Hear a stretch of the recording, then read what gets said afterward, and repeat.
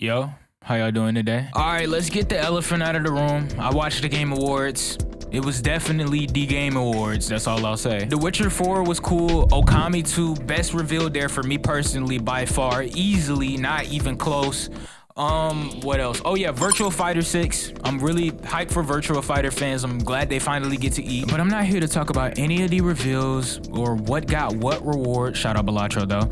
But what I am here to talk about is something that's very, very important to me and many of my friends as well. Because my trained eye and many of your trained eyes managed to catch something with one specific reveal. At first glance, that Sonic racing game reveal, you know, I kind of wrote it off, I'm not gonna lie. I saw that Shadow was getting in a car and I immediately knew what type of Sonic racing game this would be, because why is Shadow not in his motorcycle? But after the event, I decided to go ahead and rewatch the reveal because, you know, who cares? I'm bored anyway. Might as well look at it again. And then I noticed something in the background that was covered up. My friend, that is an extreme gear. From Sonic Riders, of course. And after reading the description or basic synopsis of the game that was given to us after the awards show was over, it's clear that with this specific racing game, they might be taking inspiration from the goated game, Sonic and Sega All-Stars Racing Transformed, and if they're adding extreme gears to that, I can only hope that the execution of this is stellar. Because if they miss the mark with this, that is a crazy missed opportunity. Like, bro, let me explain real quick just how crazy this is. And I'm not gonna do speculation on the new game because, like, let's be so for real, bro. Who hasn't done that by now? Instead, I wanna use the tools that this game has provided with, like, the little amount of detail that we've gotten and explain to you what the perfect Sonic racing game could be. Naturally, this is all my opinions, so don't flip out. I might have like one or two controversial takes maybe. First things first, the main thing that people do not realize matters the most when you're making a Sonic racing game is capturing the feeling or maintaining the fact that it's still a Sonic game. Like TSR, like gameplay issues aside, and the fact that it's not like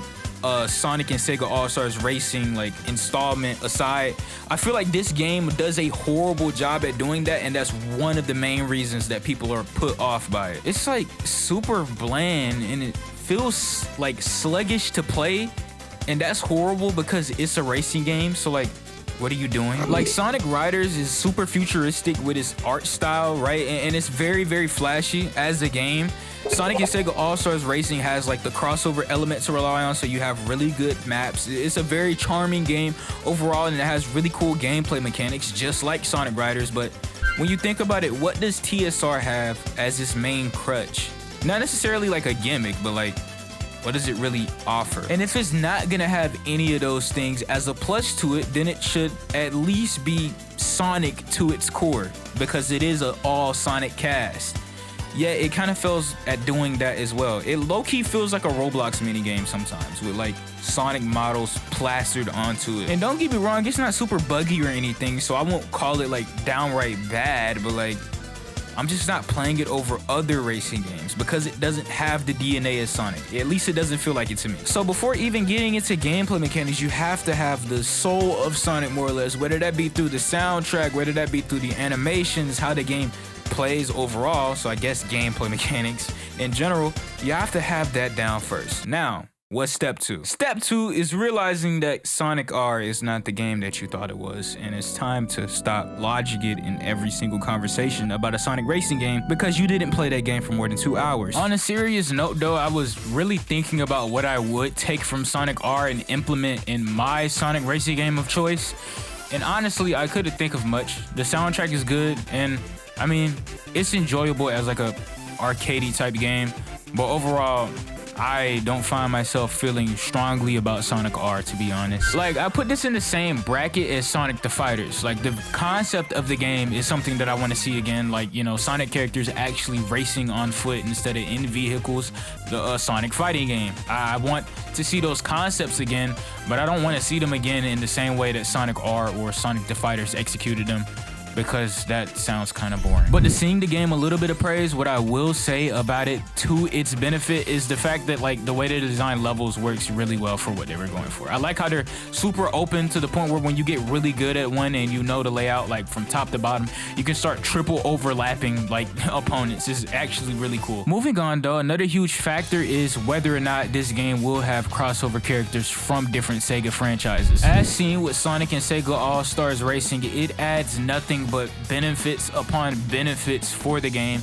It expands the soundtrack, it expands the roster, it expands the different type of gameplay elements that you could possibly add if you choose to go that route, and it gives the game many more maps. It could also give the game a boost in longevity as a whole, because let's admit, when Sonic and Sega All-Stars Racing first dropped, it did have like exclusive characters depending on which platform you bought it on. Like on the Xbox 360 you got Banjo and Kazooie, but now in this new era they have the chance to, you know, add DLC characters from newer franchises. Naturally though, that is a slippery slope for the consumer, because they could go absolutely crazy with it and do some Street Fighter V junk where you have a roster of like 10 characters and then you make 40 characters DLC. That's hyperbole of course, but you get the point. I think it'd be really cool to see some new people on top of the characters that were already in previous Sonic and Sega All-Stars Racing games. You know, it may be cool to see Persona characters, might be really cool to see Bayonetta, wishful thinking, I know. And when you factor in Extreme Gears, that opens up a whole new realm.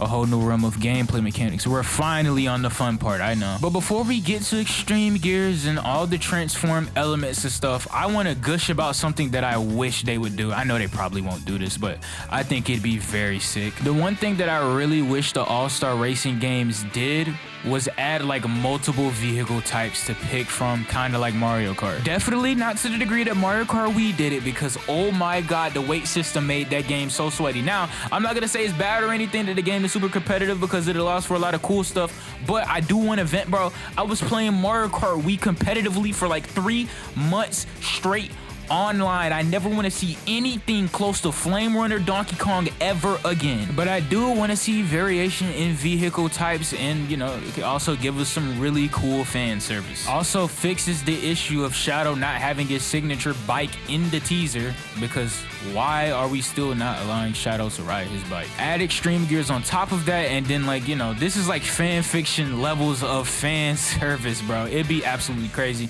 but they probably won't do that like at all. Let's be so for real. Now on to actual gameplay mechanics. As far as vehicles are actually controlled, you know, like your base car, your base bike maybe, I feel like they should just, you know, do it the way Transform did it. If it isn't broke, don't fix it. The one thing that I probably would add is more items to the item pool and rework how All-Stars work. Now, the game is not an All-Stars Racing title, so they'd probably be called something else if the game did have an equivalent to that.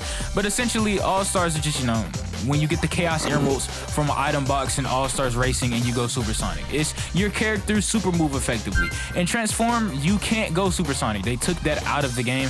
You do have like some sort of equivalent. You still get a super, but let's be for real, we want to transform, bro. Bring the transformations back. But there is a decent chance that supers won't even make a return to this game. One thing that I think would be really cool if they decide to not make it a crossover game and decide to not bring All-Stars / supers back is if they take a page out of Ryder's book and gives the characters the ability to just start off as their super form, and you have to like, you know, play around ring consumption. It works really good for Extreme Gears, but I don't know how it would work for like a car per se, because I'm thinking if they are going to add Extreme Gears, are you going to just be able to straight up use an Extreme Gear, or is it going to work like All-Stars Racing Transform, where it's like a vehicle type that you morph to depending on the stage's layout? Because having a transform mechanic is really, really cool, don't get me wrong, but Extreme Gears can pretty much do everything that you can do with the transform mechanic. Like instead of transforming into a boat, the Extreme Gear would just let you hover over the water, which leads me to think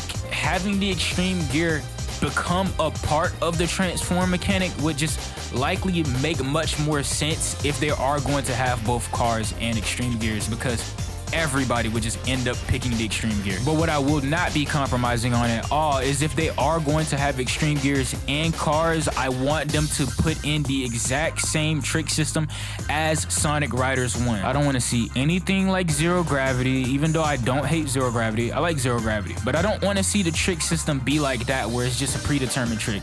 I think manually inputting them was just infinitely cooler, and I think it'd be super cool to see how they would interpret the trick system with actual vehicles like cars and stuff, because you can do some really cool stuff with the animations. It's a Sonic racing game at the end of the day. There's no reason to, like, make it bland. They've been taking a decent amount of risks lately with what they've been doing with certain games, and they've mostly paid off. So I think it'd be really cool to see what they do here. Though I won't lie, the introduction of extreme gears does raise a lot of questions with level design. Also raises a lot of questions with the length of the level, because if you're familiar with the Sonic Riders games, you know the way that they handle alternate paths within their levels is very unique, because you have 4 types of paths that you're able to go on, right? You got your high path, then you got your speed path, then you got your flight path, and then you got your strength or power path. Sometimes if you pick a speed type character, it's just overall better on that specific level. Sometimes it's a flight character. Rarely it's a power character, but it's very possible. But in your standard kart racing game, or just racing game in general, right, it's usually dependent on a shortcut that you take by just memorizing the level design. Or in Mario Kart's case, it just might be dependent on what item you snag, if you're even able to take the shortcut in the first place. This specific facet of Sonic Riders means so much to the overall level design and just identity of Sonic Riders as a game, to the point where it leads me to think that extreme gears are probably going to be more or less like in the way that Sonic and Sega All-Stars Racing Transform does it, where it's a vehicle type that you morph to throughout the level depending on what part of the level you're on, and it's like sort of like a specific section, because you can accommodate for both play styles and come out clean, because you're not gonna see like a car grinding on a grind rail the same way an extreme gear does, and you're not gonna see them expand the levels with like 15 different shortcut routes depending on if you pick an extreme gear or an actual car, because people will start metagaming and just start picking the one that makes it go the fastest, and that will expand the level too much. So sometimes if you try to throw an item at somebody, you're not even gonna reach them because they're gonna be on a completely different section of the level. It's like you're playing 2 different games at that point. But there is a secret third option that I purposefully did not mention until now as a way to implement extreme gears. It would be very interesting if they made extreme gear only level. There's so many mechanics on top of extreme gear that I can't really think of a way to compromise certain aspects about them without making it like almost a completely different thing. Making extreme gear specific levels would be very cool to see. Just don't make like an all extreme gear like Grand Prix, because then people will probably just only play that, because let's be for real, I'm glazing, of course, but extreme gears got motion, bro. People love riders. So mix and match the batch of levels that you're able to like, be in a specific Grand Prix, right? You could even mix the 2 styles. You could have extreme gear sections on car levels, so it's like a hybrid play style, car specific levels, extreme gear specific levels. That way you can get 3 different ways to play in one, and it just matches perfectly. Slap crossover characters in there so you have a bigger map pool to pull from, and bro, you have like the craziest racing game of all time. And a good cherry on top to all of this is just adding crossplay. Like, I feel like that should just be the industry standard, but corporations being greedy and all that. Assuming they'll have halfway decent netcode, that about sums up everything I'd probably want in a Sonic racing game. The perfect Sonic racing game, if you will. But that's in a perfect world. We more than likely won't even get half of the stuff I asked for, but it would be really nice to see. Now, it's time to double it up for y'all real quick. Most of y'all probably already know by now, bro. We're on my favorite section of the video, the part of the video where I put you onto some songs, bands, or just artists in general that you may have not heard of, to give you a break from listening to the same old stuff over and over again, or just spice up your palette a little bit. I reversed the last part this time. You weren't expecting that, huh? That totally wasn't an accident, by the way. First things first, we're gonna kick it off with a very special one, okay? One of the first bands I've ever recommended on this channel was Trico. At the time I was pronouncing it Tricot because I am an absolute fraud for some unknown reason. But long story short, this is my favorite band of all time, and they have my favorite album of all time, and The bassist kind of has a semi-solo career. By the way, this totally isn't an excuse for me to shill more Trico. It is. Anyways, she goes by the name of Fennel for her solo works. And I won't waste any more time, bro. Listen to Slow Down. First project she's dropped and first thing she's dropped in general, and I don't know how she manages to just make a masterpiece from the jump like that. Honestly, I can't even be too surprised. After all, I am a certified Trico Glazer. This project is filled with so much good indie rock with alternative elements, bro. Like, the guitar is absolutely insane, and it's not even surprising because she sings on Trico as well, but her vocals just stellar. And for a song recommendation from the project, I'd have to recommend Drunker. It's the first song on the project, and out of the gate, it's just immaculate. It starts off with these punchy drums that lead into a very soft drop, and her vocals just carry you throughout the song. And then you notice progressively as the song goes on, the drops start getting harder and harder, and like a little over halfway through the song, there's this fake out drop that goes into this crazy guitar. It's absolutely insane. The way she bridges each song, right, and to these little tiny tempo changes back into the main, like, oh my God, just go listen to it, bro. Cause I'm gonna sit here for 2 hours explaining every minute detail if you don't listen to it right now. I'm still listening to her other project Mixed Up, and I'm fully digesting it. So I'm not gonna, I'm not gonna say too much, but it's also amazing. So yeah, Fennel, 100% go listen to her. Amazing music, as always, as to be expected. Next up, we got a really cool one. My friend Spades put me onto them personally. I wish I found them on my own, bro.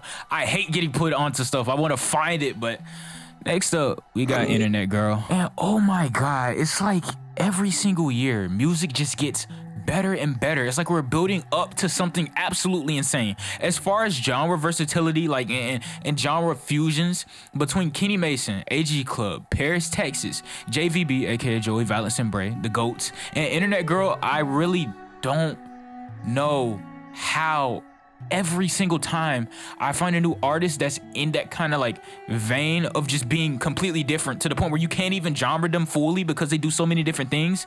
I don't know how every time I find a new one, it gets better and better. And the cherry on top is that all of them sound so drastically different. So for the recommendation for them, because I did a deep dive through their discog, I'll just give you the main one that'll give you a taste of their sound fully. Their latest project that they dropped, Role Model, and to be specific, please listen to the deluxe edition. They make so many forms of alternative rock, but their main thing is making indie, I won't lie. And every time they do it, they add this flair to it that just feels so different because it almost teeters on pop, but it's also so harsh and crunchy and experimental.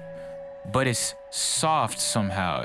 Sometimes it teeters on like muffled bit crush, but other times it just doesn't.